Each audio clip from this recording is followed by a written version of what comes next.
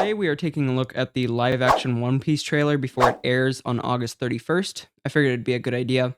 I'm just gonna say what I think about it because I have a lot of skepticism. Um, I'm an avid watcher of One Piece for the past 2 years. I'm caught up to the manga and the anime. I think all the episodes are amazing. Why is this truck so loud outside? Anyways, I follow it week to week. But yeah, let's get into it. Okay, I'm gonna be looking at my screen a little bit.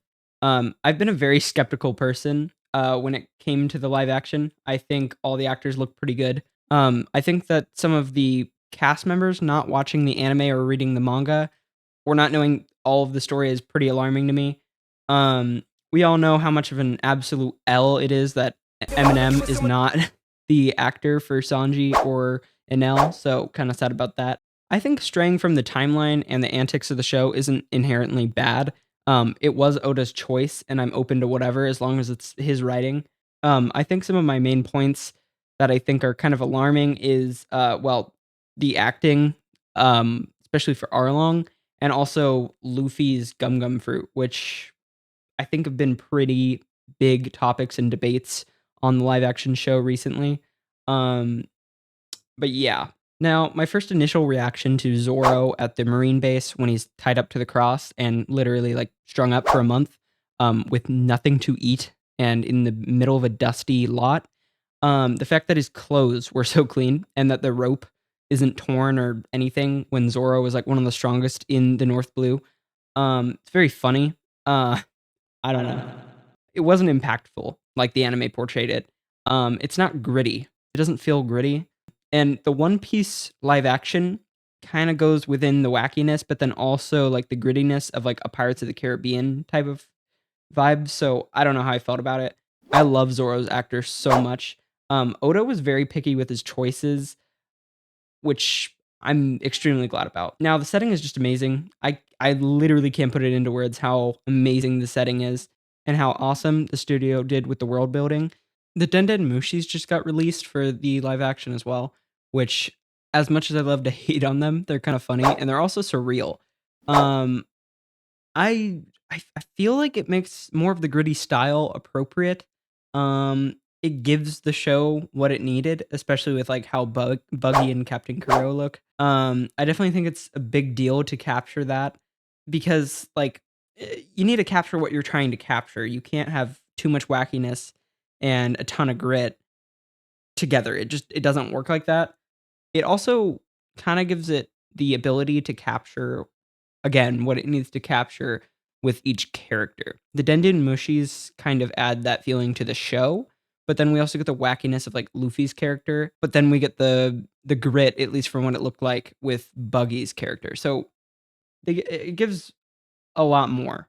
I hate Arlong's look. I think the makeup is incredible. It looks incredible, but the actor is a little too short for Arlong's appearance. He's supposed to be like the alpha, right? The alpha. Roof. But he's supposed to be above humans.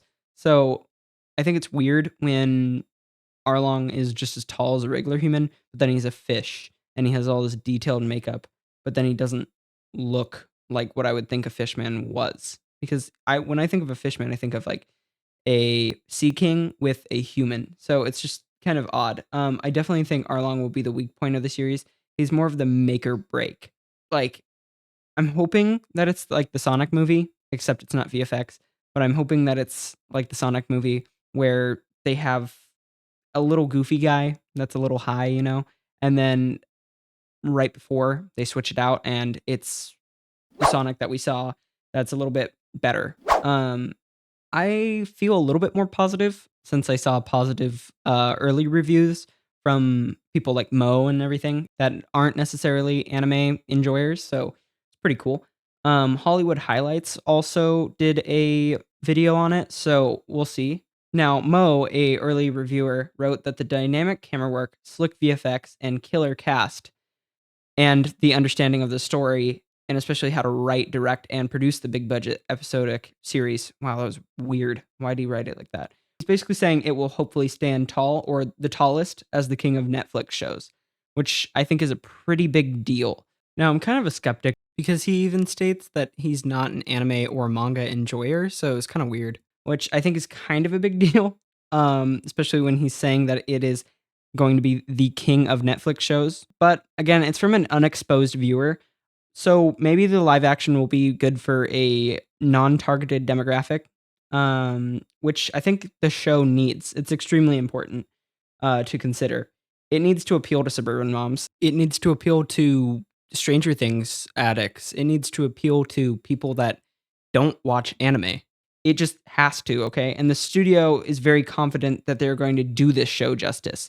So I expect it to work at least for a targeted demographic. Now, if somehow it's able to reach a non-targeted demographic, I think that's extremely great story writing.